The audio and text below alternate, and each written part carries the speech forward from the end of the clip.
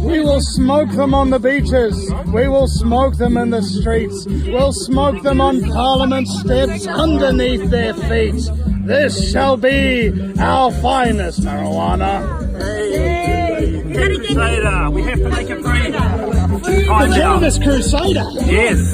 Cannabis Crusader flying high. Flying high, MC flying high. I'm pretty sure that they're going to rename the Crusaders. Are you going to rename yourself as like...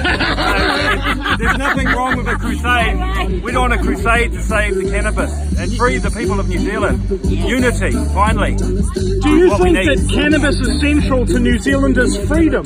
Absolutely. In what ways? In the way that once we know that we can all believe in each other and trust each other, like at this moment, there's police out there that could do you for something that's just a plant, and it's ridiculous. And there's people that are in pain, suffering on opiates, dying, and they won't do anything about it. Do you think that there's a lack of compassion among MPs for the people who suffer needlessly every day because they can't get their cannabis? Well, they're people too, you know.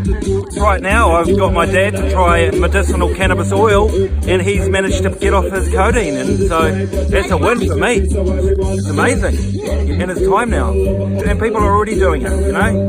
And it is good that we know that we're going to do this, but we just have to make sure that it's not going to be overcome by corporates who are just going to take away the whole soul of the plant, which was what it's all about for us. Do you feel that there's a central threat between a monopolisation of cannabis under a government-regulated system? Oh, absolutely. I think it needs to be completely free. It needs to be like the new milk of New Zealand, basically. Nothing held against it. There's so many people with niche markets thinking of the boutique that they can come up with, and Kiwi ingenuity, we could absolutely be the capital of the world, you know, as far as cannabis goes. First of all, I want to say a big up. Thank you very much to the Simpsons for letting us have it here, to have a spot right next to the beach. We're blessed in this day and age. It's actually nearly impossible to get land for a lot of us. You know, when we're in a spot like this, it's all about respect for the land and the mana, and, you know, leaving no rubbish, leaving no trace. That's how I try to look at life these days, is that it's all about the mana you hold. Because there's a lot of people that do things that aren't full of mana. It's not about the money, it's about the mana. Yes. So for us, you know, the freedom of the cannabis is all about that. There's so many people that are suffering in pain, needing medicinal help. We just went down to the South Island to the Harvest Fest down there, and it was awesome. It was great to see a gathering of people. We took Iman Starr down with us, and we took Paul, a legend of the cannabis. It was great. So we come back up here. At the last minute, we're like, shit, we need to have it here. So it's just awesome to have all you guys together here. So who's stoked that we're here? Woo! Yeah. Too Mickey. Hi ladies and gentlemen, I'm Vinny Eastwood from the Vinny Eastwood Show on AmericanFreedomRadio.com, and I'm also the social media advisor to the Legalise Cannabis Party of New Zealand. Yes indeed. Let's remember at all times, those of you who are here, and this is not all of us, who live without pain every single day, every single minute, spare a thought and a moment of compassion and deep contemplation for those who do.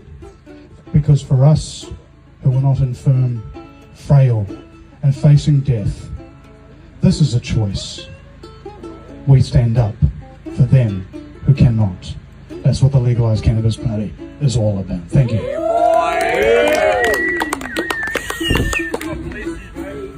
Those of us that can't stand up because we need these things. Thank you, National and Labour. That was actually a point I wanted to make as well, is that betrayal is not something that comes from your enemies. Only your friends can betray you. And I think that a lot of the parties pretend to be people's friends only to betray them. And we must not forget that.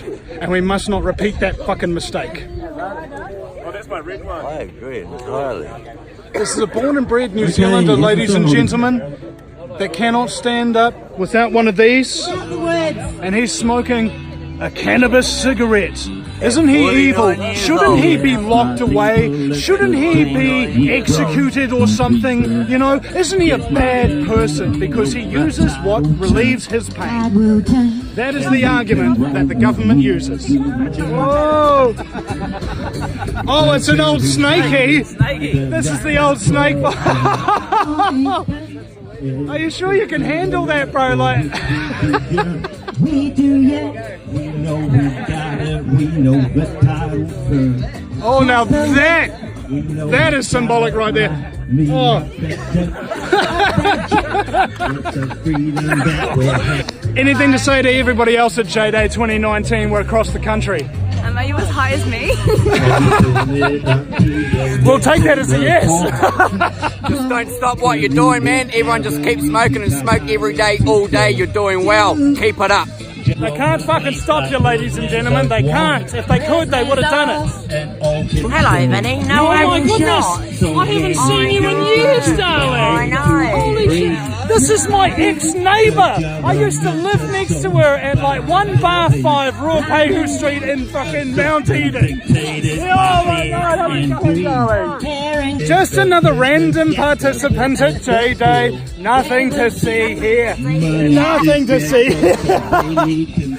Well, and that's another thing I actually want to bring up with the listeners as well, is that cannabis helps a lot of people who can't necessarily stand out publicly and say, hey, it's helping me, because they risk their families, they risk their jobs, they risk everything essentially because they are doing something that helps their body, helps their mind, eases their anxiety, or helps them simply get through life.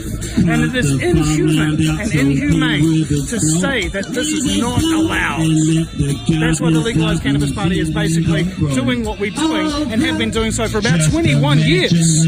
I myself personally have been involved in the Legalise Cannabis movement for about 10 years, and I remember many elections ago when I helped out the Legalise Cannabis Party for the very first time, and I see them today still in the same position they were back then, being betrayed by the major parties who say things like, don't split the vote. And mainstream media. And mainstream media. Let's not forget that. Big up the Cannabis Crusader in the place to be. My name is Iman Star. I'm a dope MC. Came from far away. This AJ Day is a cool place to play with all of my homies. I mean, how you doing? I'm in a machine. I'm not. Cause I'm walking on this. Here plot the words. Keep a flowing of my head, the pot. It's not the kettle, the kettle. It's not the pot, the pot. It's not the kettle, the kettle. It's not the pot, but what? I said it's not. I what? Said it's not. I what? Said it's not. I what? Like that, y'all. Like that, y'all. Like that and like that, y'all. Got a big fat joint and it's fat, y'all. When it comes to ripping raps, I'm the bat, y'all. Just like Batman, a super black man. This dude's red, yellow, green, and he's rockin'. I like the way that he do it. I like the way that he did, but we don't do it for none of them.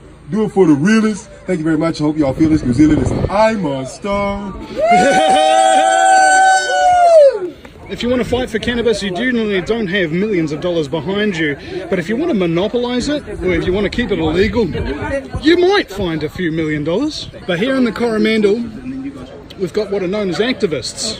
People who have dedicated a good portion of their lives to doing what they know to be right, because it is the right thing to do. Often because something really painful happened to them, and they know what it feels like, and they know that it's not right to let it happen to other people. That's why we need activists, ladies and gentlemen. They are the ones who protect us when the government subjugates us. That was it for J-Day. We'll be back in just a moment with Vinny and the Vendettas performing here. Thank you very much for watching, and we'll see you again sometime. Today's about cannabis. A lot of people don't know that cannabis is the oldest crop in mankind's history. It is true that without cannabis, we would have not even created civilization. It was our first crop. And indeed, we all have an endocannabinoid system.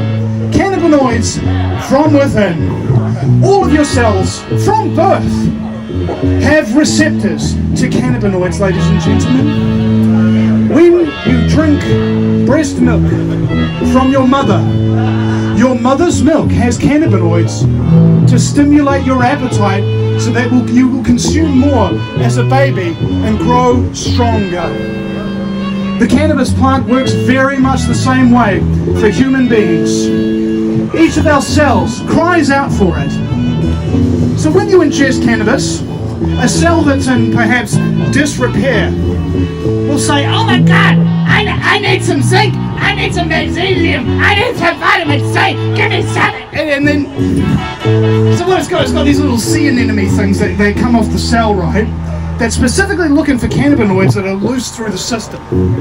So they'll grab out, find this loose cannabinoid, and it'll send it a signal saying, I need these things.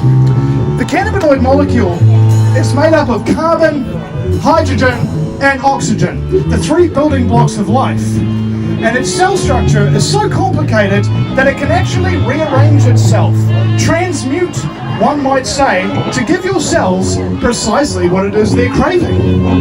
And when your cell gives it a signal and says, I need this, the cannabinoid molecule literally rearranges its molecular structure and inserts itself into the cell to give it what it needs. Now you know why cannabis seems to work for just about everything, because your entire bodily system runs on the endocannabinoid system. And if you become cannabinoid deficient, you become more closed-minded, which explains prohibitionists as well. Okay. A little bit of factoids from the Vinny Eastwood show. Also, one more before we start our last electric song of the evening. There'll be 3 more acoustics after this. I was interviewing Barry Cooper last night, the most decorated drug enforcement officer in US history. He told me that if you tell somebody about your grow, the chance of you getting busted goes up 10%. If you tell 3 people about your grow, the chance goes up 30%. If you tell 10 people about your grow, you're getting busted. It's the 10% rule, ladies and gentlemen. Loose lips sink ships. And understand that there are people who suffer from maybe not physical ailments, but psychological ones, partly due to being busted with cannabis, who need that weed. So keep your fucking mouth shut about your grows. God damn it. You'll save yourself a lot of pain, and also the pain of all the people who you're selling your weed to. God damn it. Alright, so, but also, let's talk about prohibition.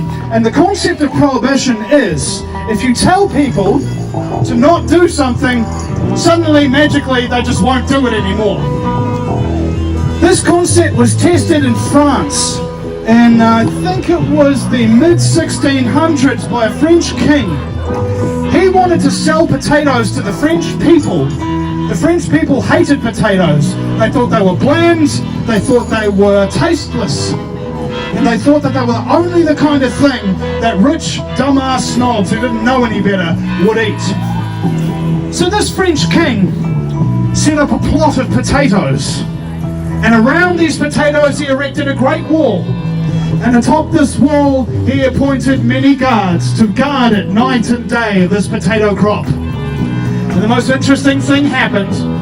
Within a day, people were starting to steal those potatoes and start selling them at markets. When you tell somebody to not do something, that is a surefire way that it's good and you want to go after it. Prohibition doesn't fucking work.